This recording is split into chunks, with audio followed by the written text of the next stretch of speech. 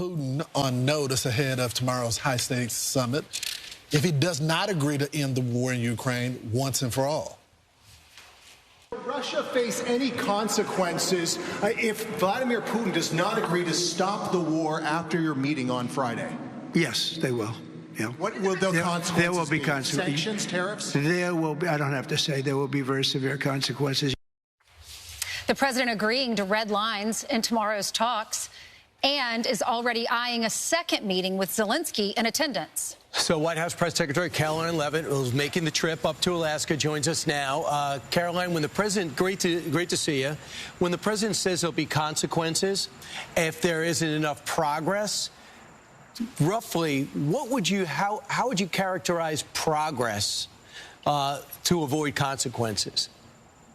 Well, first of all, Brian, and great to be with you, too, let's take a step back and look at the progress that has been made over the course of the last 7 months, thanks to President Trump's leadership. He inherited this brutal war that has killed millions of people in both Russia and Ukraine from his predecessor, Joe Biden. And thanks to President Trump's determination to bring this war to an end, both Russia and Ukraine have engaged in direct diplomatic discussions. They have exchanged prisoners of war and discussed other humanitarian issues. And you've seen the president engage directly with both leaders as well, over the phone numerous times with President Putin and in person several times with President Zelensky. The Russian president requested this meeting with the president tomorrow, and the president wants to exhaust all options to try to bring this war to a peaceful resolution. So tomorrow, bright and early, he will be departing the White House for our joint military base in Anchorage, Alaska, where he will engage in a one-on-one meeting with President Putin, which will be followed by a bilateral lunch with the respective delegations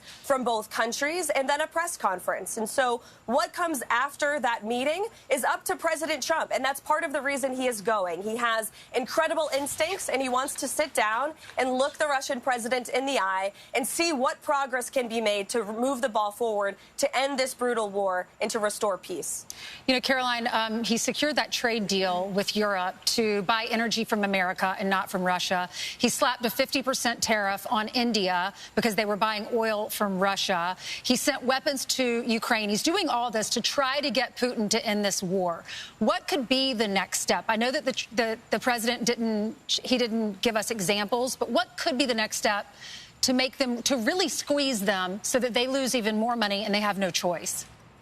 Well, Ainsley, I think one of the best things about President Trump's negotiating style is that he's very wise about not broadcasting moves he may or may not make in the future. And certainly the president has plenty of tools at his disposal that he could use if necessary. But he has always said that diplomacy and negotiation is his primary way of hoping to end this war. And so that's what he'll be looking to do tomorrow. But certainly there are sanctions and many other measures that the president could utilize if he has to. Not that he wants to, he's willing to. But again, diplomacy and negotiation has always been the way for this president, and that's part of his acceptance of the Russian president's request to have this meeting in person tomorrow. So, Caroline, let's talk about some of the chatter. And that is some of the people in liberal media and liberal circles, people that the president fired, said that the president is going to be embarrassed by Putin. Speak to that. What does the president walk out of a meeting? We know who he is. I'm sure he's not going to tolerate disrespect from Putin, even though he wants peace, right? Well, Lawrence, you're being very kind, and I won't be so kind, and I'll just name some of those people, such as John Bolton, who I think has made a disgrace of himself on television and in the newspapers, claiming that he knows better than President Trump. No, he doesn't, and neither do any of these so-called foreign policy experts who have never solved a foreign policy conflict in their lives. Look at what this president has done in 6 months. He has stopped 7 global conflicts all around the world using the leverage of the United States of America to negotiate these conflicts to an end. You had the leaders of Azerbaijan and Armenia at the White House last week, both of whom said this would not have been possible without the leadership of President Trump and his administration. So the American people trust this president. That's why they overwhelmingly reelected him. And I think it's pathetic, some of the chatter that we see from these so-called experts who have zero accomplishments on their own resumes to point to. President Trump knows what he's doing. He has great instincts. This is a highly complex and brutal war that, again, inherited by Joe Biden. Russia did not invade Ukraine under President Trump. They invaded under Joe Biden because of his incompetence and his weakness. And this president is trying to solve it and bring it to an end. And he deserves great credit for that. I want to talk about the surge in National Guard and federal officers into D.C. But before we go, just a housekeeping thing. Did you say they're going to meet and then afterwards there'll be a press conference? And if so, will this be a joint press conference where both sides get to ask Vladimir Putin and President Trump a question? Yes, that is the plan.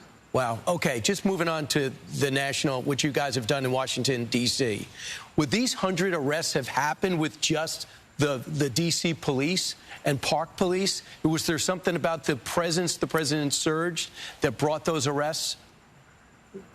Absolutely. This is a multi-agency task force that is put forward by the president, the attorney general, our secretary of defense. There are 19 agencies that were working together across 7 districts last night. And I have some updated statistics for you. Overnight, there were 45 criminal arrests made for assault, second and first degree. There were arrests made for the distribution of illegal drugs and narcotics that have now been removed off of the streets. There were 3 illegal firearms that were seized. And in addition to that, there were 29 illegal aliens who were removed off of Washington, D.C. streets last night, many of whom had final orders of removal. So these results are happening night after night because of the efforts of this federal task force that are working alongside the Metropolitan Police Department, who agree with this effort. In fact, the Metropolitan Police Department union stated that President Trump is right to do this, that crime has been totally out of control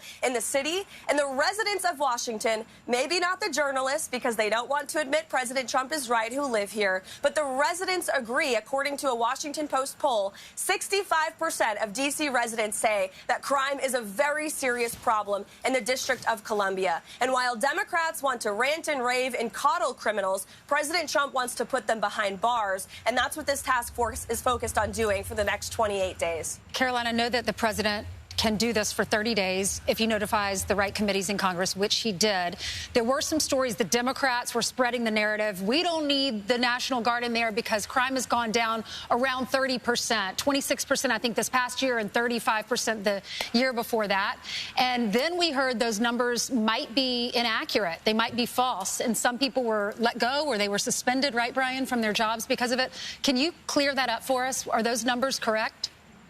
Yeah, these numbers are absolutely correct, and we will continue to provide the American public and the press with the numbers because we're proud of these efforts. If the Democrats had their way, there would be hundreds more criminals roaming free in the streets of the District of Columbia right now. There would be hundreds of more illegal aliens who this task force has already detained and arrested, and now they are focused on deporting from our country. Those individuals would remain in the District of Columbia where they would have been free to do more harm. And that's not counting all of the would-be criminals that may have committed violent crimes and maybe taken the lives of law-abiding residents of this city, if not for the deterrence. There is a huge law enforcement presence here in our nation's capital. Just drive through the streets and you will see it, and that helps to deter crime. We saw this decades ago in New York City when it was once a safe city. The president is implementing those same law and order strategies that work. History is on our side with this, and we know the people are on our side with this, so we're going to continue